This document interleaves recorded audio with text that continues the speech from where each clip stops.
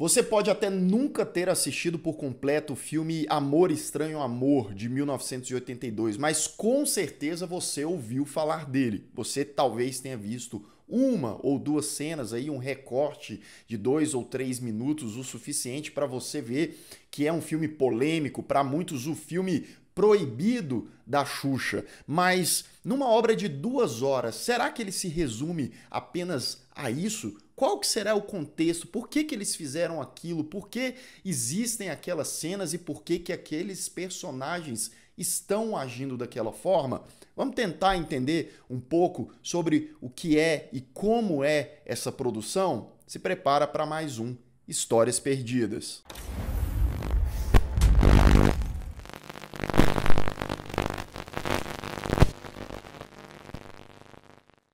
Qual é seu nome? Hugo. Hugo? Sejam todos muito bem-vindos a mais um Refúgio Cult, meus amigos, hoje para um tema polêmico, espinhoso, mas que a gente precisa falar, vamos destrinchar sobre Amor Estranho Amor, produção de 1982, dirigida por Walter Hugo Cury, com um grande elenco, né? A gente não tem só a Xuxa nesse filme, a gente tem Vera Fischer, temos também Tarcísio Meira, Mauro Mendonça, o Rubens Evald Filho, sim, crítico de cinema, já saudoso aí, também tá nesse filme aqui como ator. E por que que esse filme ele é comentado, ele é polêmico desde sempre? Porque a Xuxa, que depois de alguns anos de ter gravado esse filme, se tornou a rainha dos baixinhos. Lembrando que esse filme ele veio bem antes, ela tinha 18 anos, ela namorava naquela época com Pelé e foi inclusive o Pelé que incentivou ela a participar da obra do Walter Hugo Cury, né? Falou, não, vai lá, vai ser bom para sua carreira e tal, e ela participou. Ela era só uma modelo e foi fazer esse trabalho. É lá. Aquela casa, está vendo? O que acontece é que um tempo depois que ela começou a participar de programas infantis, ser apresentadora, ser a rainha dos baixinhos, fazer um sucesso não só nacional quanto internacional, pessoas começaram a pegar essa obra dela e falar, olha aqui a rainha dos baixinhos.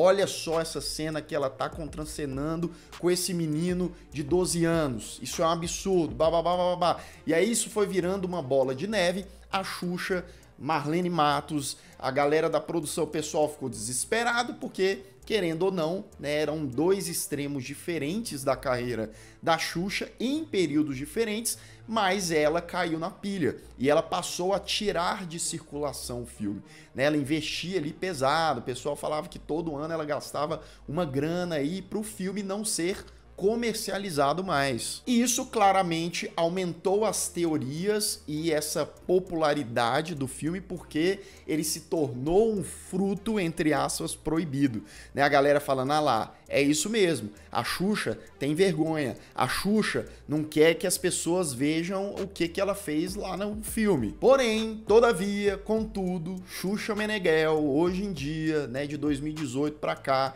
quando ela vai se referir a Amor Estranho Amor, tem até aquele documentário recente dela, já é bem diferente do passado, né? Ela fala que a obra não é só aquilo, que é um bom filme, o trabalho do diretor Walter Hugo Cury, né? Tudo que foi de seriedade na produção e no produto final e que as pessoas simplesmente pegaram aquele recorte, demonizaram não só a obra com um elenco gigantesco, vários artistas envolvidos, como ela também. Vamos tentar, antes de mais nada, eu vou dar minhas opiniões, eu tenho algumas ressalvas, mas eu acho que a gente precisa, ó, ao invés de apontar o dedo e começar com moralismo demasiado, etc., sentar, respirar. Você já viu o filme? Você já tentou entender o contexto? Você sabe ali as mensagens, o que ele quer dizer com aqueles personagens, quais são as reflexões? Você já parou para pensar que o filme ele também pode estar justamente criticando aquele estereótipo, aquelas pessoas, trazendo como pessoas problemáticas, vazias e que aquilo é algo errado? Pois é, temos tudo isso aqui, né? O Walter Hugo Cury é um cineasta que produziu muito na década de 60, na década de 70, década de 70 que foi a época do quê? da pornô chanchada. Por exemplo, vou falar de algo maluco aqui, mas você não tem a Marvel hoje em dia, essa popularidade, só tem filme da Marvel? Pois é, a pornô chanchada era a Marvel da década de 70, por mais... Não era, porque são, enfim, coisas bem diferentes. Mas você entendeu em termos de várias e várias produções, popularidade, da mesma forma lá fora, né, tinha o exploitation, filmes que flertavam muito com a nudez, com o sexo, né, inclusive eu trago essas listas de vez em quando de exploitation, de sexploitation aqui pro canal, o próprio terror flertava muito, né, com isso. Quem te trouxe aqui? A minha avó. Então o diretor, o Walter Hugo Cury, ele produzia muito filme assim, ele produzia muito filme na época da pornô chanchada, então sim, tinha sexo, tinha, né, o povo sem roupa, demasiadamente, mas isso não quer dizer que o diretor, que o autor, não pudesse trazer temas mais profundos naquelas obras, bem mais profundos, existencialistas inclusive, tá? O Walter Hugo Filho trabalhava muito sobre estudo de personagem, dos seus comportamentos, de pessoas que eram viciadas em determinadas coisas, e aquilo seria um reflexo de seus problemas, as suas perturbações, as suas doenças. Essa complexidade, né, esse fator existencial, psicológico do diretor, veio bem antes de Amor Estranho e Amor, né? Você tem a obra Noite Vazia, de 1964. Temos também a obra O Palácio dos Anjos, de 1970. O Walter Hugo Cury, ele pesquisava muito sobre a mitologia grega e trazia isso para suas obras, né? Temas como, por exemplo, o Complexo de Édipo, que isso também, além de Amor Estranho e Amor estar muito presente, tinha ali em algumas de suas outras obras.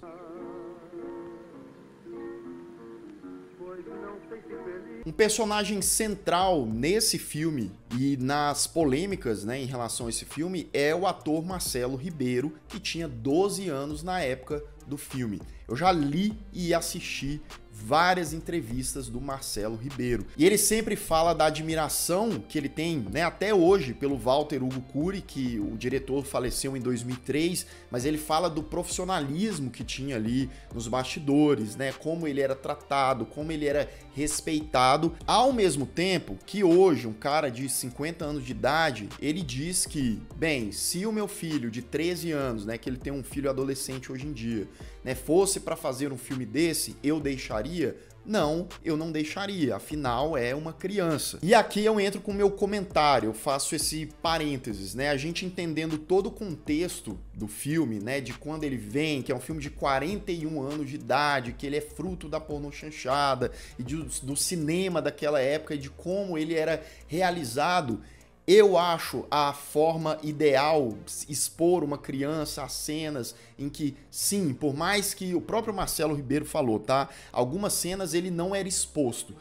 O filme ele tem muito voyeurismo, né? O menino tá ali pela mansão, a gente vai adentrar a história, o que acontece no filme, mas ele espia vários personagens, em alguns momentos, mulheres nuas. E ele fala que ele era colocado em plano diferente. Então ele não estava lá de fato vendo aquela mulher daquele jeito, né? Ele estava ali olhando para o nada. Porém, todavia, contudo, tem sim 3, 4 cenas no decorrer do filme que ele está exposto, né? O menino de 12 anos está lá, né? É um negócio que acontece de fato, que é real? Não, é encenação, mas ainda existe a exposição. Eu penso que até em 1982 também existem formas e outras formas de você estabelecer aquele tema, de você contar aquela história sem ser algo expositivo, sem botar o ator naquela cena e com aquele contato, de forma subjetiva mesmo, né? Como seria se esse filme fosse feito hoje. Até porque não seria permitido hoje que esse filme tivesse sido realizado da forma que ele foi, usando um ator de 12 anos de idade. Até porque na década de 90, né, sei lá, uma década depois do filme, surge o ECA, Estatuto da Criança e do Adolescente, que controla tudo isso. Então sim, para mim, de maneira moderada, de uma maneira em que se seja coerente com a idade do ator ou da atriz, pode-se contar essas histórias, sim, até porque essas coisas nebulosas, né, elas têm que vir à tona através da arte. A gente não pode deixar assuntos que são tabus ou que são problemas, né, que permeiam na nossa sociedade desde sempre e infelizmente continuam na sombra, justamente para jogar na cara, para refletir e para não se deixar esconder. Mas mais uma vez, para mim, não é necessário você colocar a criança em cena naquela situação, passando por aquilo, para contar histórias desse tipo. Ele também já foi obcecado por mim. Você sabe disso. Lucas, você falou pra gente que o filme ele vai mais além, que é até injusto, eu acho que sim, o filme ser lembrado apenas e somente por isso. A gente precisa ver que o filme funciona como várias reflexões e comentários sociais, políticos e até mesmo psicológicos. O primeiro take desse filme, inclusive, é um filme bem soturno, bem melancólico. Não, ele não romantiza tudo aquilo que tá acontecendo, tá? É de uma São Paulo fria, escura, vista de cima, e aí a gente vai com a câmera pra mansão que se passa o filme inteiro nela. Essa mansão aqui era uma personagem desse filme. Com uma trilha sonora de fundo também soturna, com toques de piano bem agravados ali, a gente vê um personagem entrando nessa mansão que tá abandonada, tá largada, ele vai passeando ali pelos grandes cômodos, os corredores, né, as escadas, e ele vai relembrando do passado. O filme tá aqui na década de 80, ele volta lá para 1937, onde ele era uma criança. O menino se chama Hugo, tem 12 anos, morava lá em Santa Catarina e chegou ali com a avó dele. A avó dele veio deixar ele com a mãe, que é uma garota de programa que trabalha naquele bordel. Aquela mansão que estava abandonada lá na década de 80, aqui era um bordel de luxo, né, frequentado por figurões, por políticos, pessoas que tinham ali poder, que transformavam aquele lugar num oásis, né, num paraíso onde para eles, tá, para eles tudo era possível, né? Era um negócio que lá do lado de fora era inalcançável. Aqui, esses figurões achavam que tudo podia. A mãe desse menininho é a Ana, feita pela Vera Fischer. A Ana mandava dinheiro para a família dela, para a mãe dela, cuidar do menino lá em Santa Catarina, só que ela parou de mandar. A véia revoltada mandou o menino de volta. Fala, você tá mandando dinheiro? Não, então tu vai criar ele mesmo aí dentro desse bordel. Mas aí sempre tem um outro lado da história. Por que Ana não estava mandando dinheiro há alguns meses para lá? Porque ela estava juntando para comprar uma casa ali em São Paulo, trazer o filho dela e eles terem uma vida diferente. Só que era um negócio que ia demorar mais tempo até ela conseguir esse dinheiro. E aqui temos um dilema moral dessa personagem, que ela fala, meu Deus, né? Como que meu filho de 12 anos vai ficar aqui nessa casa com esse pessoal, né, vendo essas coisas? E essa personagem, ela já tem consciência que aquele lugar não é apropriado para um menino de 12 anos. Atenção! Aviso de spoiler. A partir de agora, continue por sua conta e risco. Você sabe quando os personagens ali são problemáticos e, sei lá, né, tem a vida vazia e tem a cabeça vazia, oficina do diabo, quando as meninas que trabalham ali, muitas vezes mulheres novas mesmo, 20 anos de idade, sei lá, elas olham para aquele molequinho como carne fresca nova e passam a fazer um jogo com aquele moleque. Lembrando, hein, década de 30, 1937. Lucas, mas isso é erradíssimo, é óbvio que é errado, né? O filme sabe disso, a história sabe disso. Ela tá mostrando isso pra gente. As coisas dão uma complicada quando uma personagem chamada Tamara chega ali, uma moça nova ali, que seria a nova atração, a nova estrela ali do lugar. É ela feita pela Xuxa. E a personagem dela aqui no filme tem 16 anos de idade. Eles até falam, né? Também trouxeram ela de Santa Catarina, falam para ela falar em alemão para impressionar os poderosos, né? E eles darem cada vez mais dinheiro. Essa Tamara, ela vai chamar a atenção não só ali dos caras, né? Dos poderosos, como do próprio Hugo, o menininho. né? Tanto vai chamar a atenção dele, como ela também, assim como as outras meninas, vai ficar meio obcecada com o moleque. Bem, eu só queria comentar um pouco como o filme ele é bem dirigido, tá? Como ele faz um bom uso daquela ambientação, porque é um mundo de Amor Estranho Amor, né? Como eu disse, o filme todo se passa naquele lugar ali. Então a forma como o Walter Hugo Cury filma tudo aquilo, né, deixa a gente bem próximo daqueles lugares, daqueles grandes salões, daqueles quartos que acontecem coisas que a gente não deveria ver, mas a gente tá ali vendo,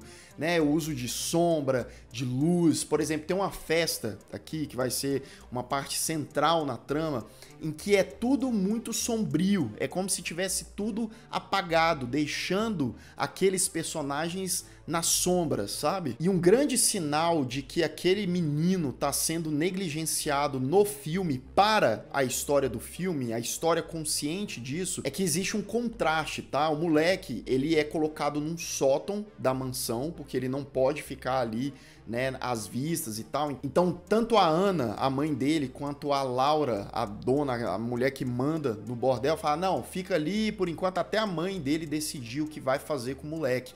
E aí é o contraste, porque ele fica num lugar isolado, sujo, escuro, né? Um lugar que aquela criança não deveria estar. Mas não era no sótão que ele não deveria estar, ele não deveria estar naquela mansão. Mas de fora daquele sótão, a mansão é bela, brilhante, um lugar completamente requintado. Tá conversando e nós precisamos aprontar você rápido.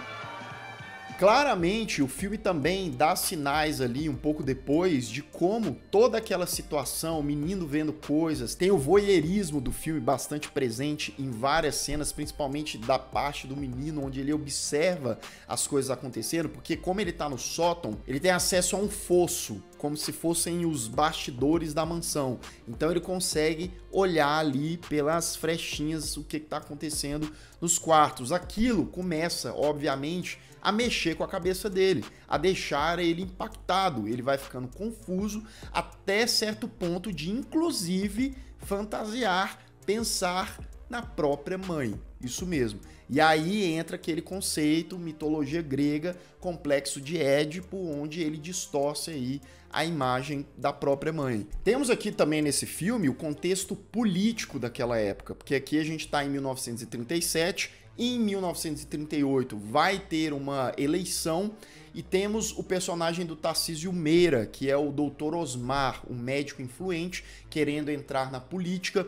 No rádio tem um momento onde eles escutam, né, a aliança entre Hitler e Mussolini, né, o poder, a influência deles aumentando nessa fase pré-Segunda Guerra Mundial, e deixando a entender que aquele grupo de políticos, que aquele cara tá flertando, né, com um governo fascista e vendo ali, sei lá, possíveis futuras alianças, né, com a Europa. E esse Dr. Osmar, ele quer usar ali o oásis dele, porque ele é o dono, tá, do bordel ali, ele manda e ele é apaixonado na Ana e tal. Ele quer trazer possíveis aliados políticos para passar ali uma noite de prazer, para ele poder, quem sabe, chantagear essa galera caso eles não queiram ser aliados políticos desse cara. Dona Ana, tenho certeza. Tudo isso posto, né, a gente vê algumas cenas ali, inclusive tem uma cena que uma das moças que tá obcecada com o molequinho, né, ela pensa assim, provavelmente, preciso tirar o quê? A virgindade, né? E aí ela invade o sótão, e aí temos uma cena, né, a primeira cena de exposição do moleque. E aí, depois nessa cena, tá vindo uma outra pessoa e a mulher, né, sai correndo sem roupa mesmo. Você vê como que esse povo é perturbado, esses personagens, porque nessa hora entra uma outra menina, né? Só que ao invés dela querer alguma coisa com o Hugo, com o menino, ela só queria ficar lá no sótão chorando, né? Ela tá deprimida com aquela vida, né? Sem perspectiva nenhuma. Então chega a noite da grande festa pro Dr. Osmar receber ali o pessoal, né? Os seus possíveis aliados. E aí tem banda tocando, as meninas todas chiques ali, todo mundo empenhada. A Tamara, personagem da Xuxa, inclusive, sim, tá? A Xuxa aparece nesse filme, 80% das cenas que ela está sem roupa, né? Ah, tem vários momentos que poderia não estar assim, Sim, mas, enfim. Eles estão costurando ali uma roupa na Tamara porque ela vai ser uma surpresa, um presente para um figurão lá, feito pelo Mauro Mendonça. Nessa hora, né, ela tá ali com uns negócios de fora, o Hugo tá observando, ela chama o Hugo, talvez chama o Hugo, parece que ela vomitou, né? Ela chama o menino. E essa é uma das cenas que eu tenho certeza que muita gente viu, né? Que ela pega a mão dele, bababá. Mas a Ana, mãe do Hugo, né? Vê isso acontecendo, né? Puxa ele e briga com a Tâmara lá. E existe essa certa rivalidade, né? Da Tâmara com a Ana, porque a Ana é a top e a Tâmara quer também, de certa forma, não só atazanar o filho, mas usar ele de elemento contra a sua rival, digamos assim. Então a gente vê que, para além de tudo, tem essa questão do poder, da dominação, do ego, né, dos caras políticos, dessa rivalidade entre as mulheres. Elas estão ali num lugar que elas querem estar no topo, querem ganhar mais dinheiro. Ah, se ele ficar aqui. Sem vergonha. Tamara é entregue ali pro político, né? Faz o seu striptease e aí a festa começa. O que você quer dizer com isso, Lucas? É a interatividade entre o pessoal nos quartos ali, a gente vai vendo o bacanal rolando. Resumo dessa festa, né? A Tamara acaba não convencendo o figurão, né? Que suspeita ali que aquilo é uma armadilha pra ele e tal, acaba não dando muito certo. O menino que tá correndo ainda pelo fosso, observando tudo, inclusive observa a mãe dele com o tal do doutor. Quando ele volta pra cama, temos uma cena polêmica. Inclusive, as cenas com a Xuxa, elas não são as mais polêmicas desse filme, tá? Essa aqui, por exemplo, ele vai sonhando, ele sonha, inclusive, estar com o quê? Com uma mãe, daquele jeito, Lucas? Sim.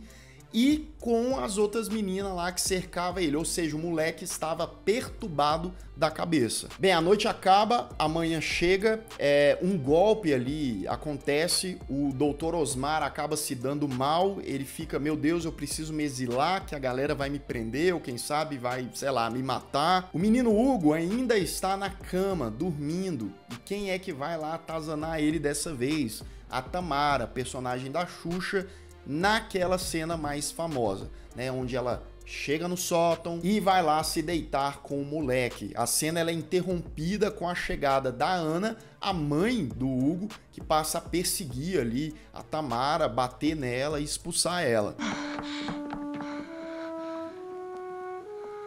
Ana, agora, de uma vez por todas, ela enxerga, não dá pro meu filho ficar aqui, né? Aqui é perigoso pra ele. E aí ela fala, filho, eu vou ter que te voltar lá pra sua avó, vou mandar dinheiro pra ela, porque não dá pra você ficar aqui. Aí você pensa, tá, beleza, o menino vai ser despachado, mas aí sim temos a cena mais polêmica desse filme de verdade, tá? Porque o menino começa a chorar, ele, né, fica ali próximo da mãe, e Vera Fischer também contracena ali com o menino. Sim, aquilo acontece. Encenação, mas o menino tá ali, né, na história como se tivesse com a mãe. É importante a gente observar, beleza, né? A cena é polêmica, problemática na sua execução, etc. Mas como o personagem do moleque no presente, ele sempre aparece observando aquilo, né? Tem até alguns momentos interessantes em que ele tá no mesmo ambiente que o menino, né? Só que a sua versão no futuro e a versão molequinho mesmo. Como o Walter Hugo Cury filma isso em alguns momentos, é interessante, né? E aqui a gente vê no rosto dele, ele lembrando daquela cena, chorando, né? É um trauma que ele tem, é uma coisa ali nebulosa dentro daquele cara. Na verdade, estamos falando aqui de um negócio trágico, né? A mãe dele manda ele embora, né? Ele vê a mãe dele ficando lá na mansão e o filme deixa subtendido que ele nunca mais viu a mãe dele, tá? Porque o que acontece? Passaram 45 anos, ela com a promessa, vou, né, comprar nossa casa, a gente vai se ver e tal. A gente não tem detalhes aí, né, o que aconteceu nesses mais de 40 anos, mas por conta do peso desse cara e da memória que ele tem daquele lugar, como se tivesse sido o último lugar que ele tivesse visto a mãe dele e que ele passou pelo que ele passou. O filme corta então pro presente, ele ainda tá lá na mansão sozinha. Ele é um ministro hoje em dia, ele recebe outros caras lá e ele doa aquela mansão, agora a mansão é dele, ele doa pro pessoal fazer um instituto de cultura lá. A última cena desse filme é ele olhando para um cantinho, vendo a sua versão criança de 12 anos sentada no escuro, né? E a versão dele criança dá um sorriso para ele e ele chora enquanto sorri pro ele do passado. Esse final aqui deixa mais do que claro como aquilo perseguiu, fez parte da vida toda do cara, né? Por mais que ele tenha crescido, envelhecido, se tornado um ministro, aquilo fez parte dele, né? E muito provavelmente assombrou ele a vida toda. Ou talvez, né? Talvez, como alguém mais adoecido, ele não saiba o quão problemático aquilo foi, né? Afinal, nem sempre as pessoas têm total consciência das suas mazelas, dos seus problemas. Então é como eu disse pra vocês, tenho ressalvas em relação à obra, mas ainda acho que ela é bem mais do que as pessoas reduzem e muitas vezes as pessoas exageram, e aí é até uma coisa que eu acho que a gente tem que levar em consideração, sabe? Então é isso, acho que o filme ele não se resume só a essas cenas, ele vai para além disso, tem as minhas ressalvas, como eu disse, mas é um produto daquela época e hoje em dia a gente tem mais consciência de como realizar esse tipo de obra e passar essas mensagens. E é isso, né? A gente vai evoluindo nessas formas, nesses métodos e ainda temos muito a aprender, né? Mas a gente não pode tomar uma coisa como verdade, às vezes uma coisa que a gente nem conhece todos os detalhes e quer, né, apontar o dedo e falar não é isso porque é isso, mas procure entender e ponderar e equilibrar primeiro, é importante, tá? Eu dou uma nota 7 para Amor Estranho Amor, como eu disse. Tem ali o seu valor de produção, a direção e a própria história, né, que apesar de ser espinhosa, traz aí reflexões que a gente pode ter até hoje. E você, meu amigo, o que você acha dessa história toda? Você já chegou a ver o filme? O que você pensa? Enfim, sempre lembrando, tá? De uma maneira tranquila, calma, respeitosa, que é com esse tipo de diálogo que a gente consegue chegar a ideias, a debates saudáveis acima de tudo. E se você ainda não é inscrito aqui no canal, se inscreva aqui embaixo, clique no sininho para receber todas as notificações e deixe o seu like, que ajuda muito o Refúgio Cult. E eu vou ficando por aqui, caso você tenha perdido os últimos vídeos do canal, ó, estão aparecendo bem aqui do meu lado, é só clicar e assistir, caso o YouTube não tenha te mandado. Um grande abraço e até mais.